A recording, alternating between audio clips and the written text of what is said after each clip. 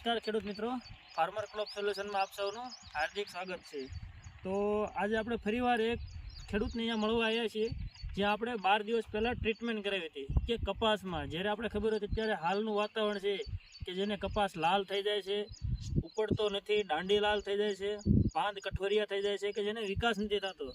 તો આજે આપણે ભદ્રાવડી ગામમાં આવ્યા છીએ, જ્યાં આપણે એક ફાર્મરને 12 દિવસ પહેલાં બાયોલોજિકલ પ્રોડક્ટ આપી હતી કે જે મૂળમાં જે કંઈ ડેમેજ હોય, આપણે જે ટેમ્પરેચર અપડાઉન થયો એના લીધે જે કંઈ આપણા મૂળ ખરાબ થયા હતા અને જે આપણે વિકાસ અટકી ગયો તો, દાંડી લાલ થઈ હતી, એના માટે આપણે આઈપીએલ બાયોલોજિકલની 2 પ્રોડક્ટનો ટ્રાયલ આપેલો હતો કે જે એક છે બેકટોએપ અને બાયોહર્જ, જે ટાઇકોડર્મા હર્જેનિયમ અને પેસિલોમાઇસિસ।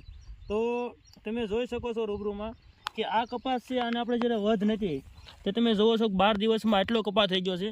બાજુમાં બીજું જે અનટ્રીટેડ પ્લોટ છે કે તમે જોઈ શકો છો કે આમાં હજી આ કપાસના વાવેતર અઠવાડિયું અગાઉ છે, પણ આનો વિકાસ રહી ગયો છે।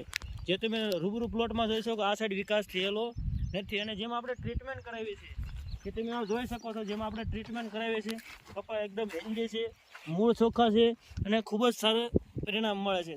તો જે કોઈ ખેડૂત મિત્રો, આપણે તમારે જે કાંઈ માનો કે કપાસ જેને લાલ થઈ જાય છે, પાંદ કઠોરિયા થાય છે કે વિકાસ અટકી ગયો છે, મૂળ ડેમેજ છે, તો એના માટે બાયોલોજિકલ એક એવું સોલ્યુશન છે કે જે તમારે સારામાં સારું નિયંત્રણ કરી શકે છે, મૂળનો સારો વિકાસ સારો થઈ જાય છે અને કપાસનો ગ્રોથ પણ થઈ જાય છે।